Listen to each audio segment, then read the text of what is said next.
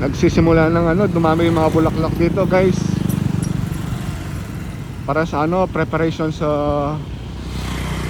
Lunar New Year.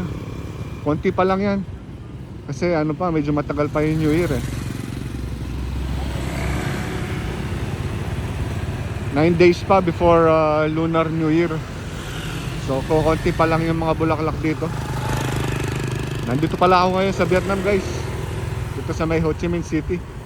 Yan gaganda ng mga bougainvillea nila. Pag medyo malapit na yung Lunar New Year, mas marami, punong-puno tong kalye na to guys. Naghahanda pa lang sila ngayon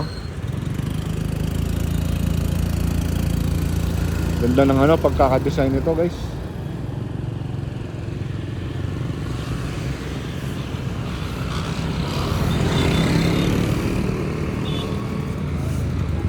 Kunwari may rice cake yung tinatawag nilang banchong.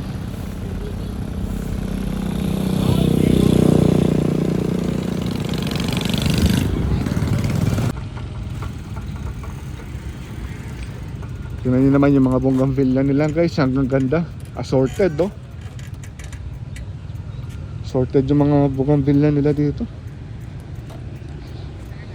Mahal siguro nito. Sa isang halaman 3 yung kulay or 4 yung gusto kong bilhin sa Pilipinas. Kaso madalang pa sa atin Tingnan mo naman to guys. 1, 2, 3, 4 4 yung kulay niya. Ganda ng mga bougainvillea dito.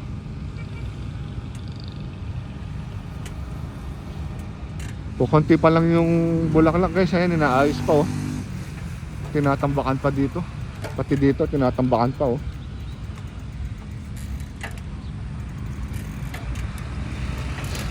Sa mga susunod na araw guys, update ko kayo. Parami na ng parami yan. May ni-spray pala silang gamot siguro yun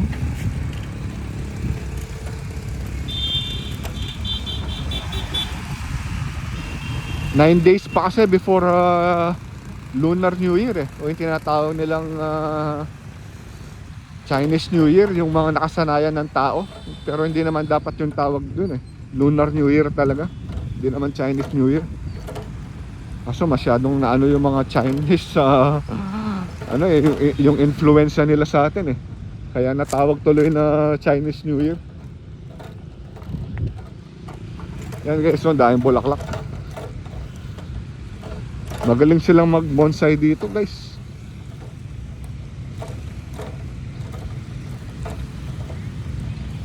Konti pa talaga yung bulaklak. Ang dami pang space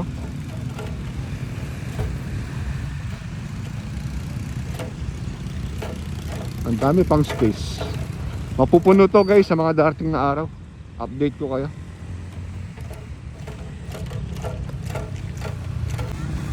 Ayan tinatambakan pa. Dati puro damuhan to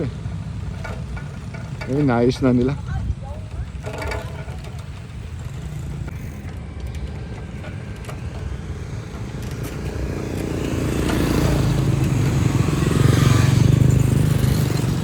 Maganda talaga ng pagkakagraft nila sa bougainvillea Nung nasa Pilipinas lang ako, bumili na ako nito guys.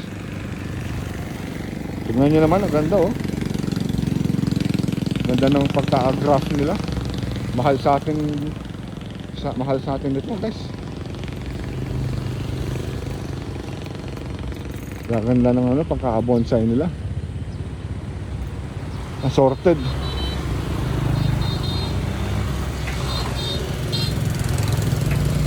Dito sa Vietnam guys, pag malapit na yung New Year, Lunar New Year, namimili talaga sila ng mga bulaklak pang decorate sa bahay, sa loob or sa labas ng bahay guys. Lahat sila bumibili ng mga bulaklak pang decorate.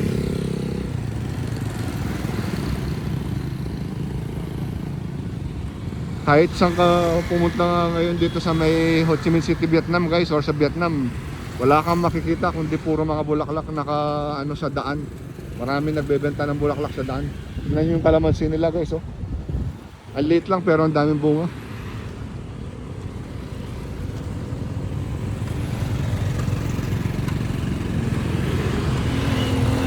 Sa mga susunod na araw guys, update ko kayo pag malapit na yung Lunar New Year. 9 days pa kasi eh. Mapupuno tong ano lote na to guys. Pupuno ng bulaklak. Medyo malamig din yung klima dito sa Vietnam, parang sa Pilipinas.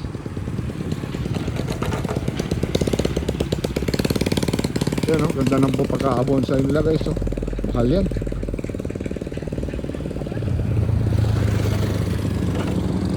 Taon ng hinintay nila para magawa yung ano na yun. Pati santan naka-bonsai, oh.